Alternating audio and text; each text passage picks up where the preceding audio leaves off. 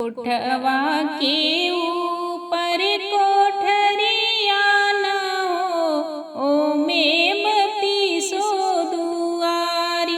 कोठवा के ऊपर कोठरिया न हो, ओमे बत्तीसो दुआरी।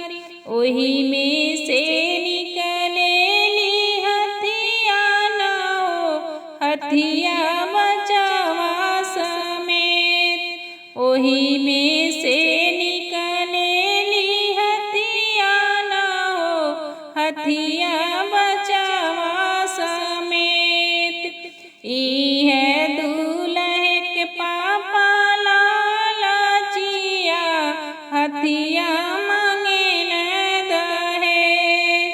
ई है दूल्हे के पापा लालचिया, हथिया मांगेल दहेज। बेटी के पापा बड़ा दानिया, हथिया देल दहेज। बेटी के पापा बड़ा दानिया, हथिया देल दहेज। कोठवा के ऊपर कोठरिया न हो, ओमे बत्तीसो दुआरी। कोठवा के ऊपर कोठरिया न हो, ओमे बत्तीसो दुआरी। ओही में से निकलेली हथिया न हो, हथिया बचवा समेत। ओही में से निकलेली हथिया न हो, हथिया बचवा समेत।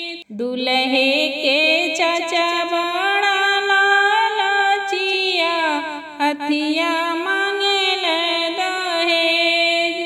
दूल्हे के भैया बड़ा लालचिया, हथिया मांगेल दहेज। बेटी के चाचा बड़ा दानिया, हथिया देल दहेज। बेटी के भैया बड़ा दानिया, हथिया देल दहेज। कोठवा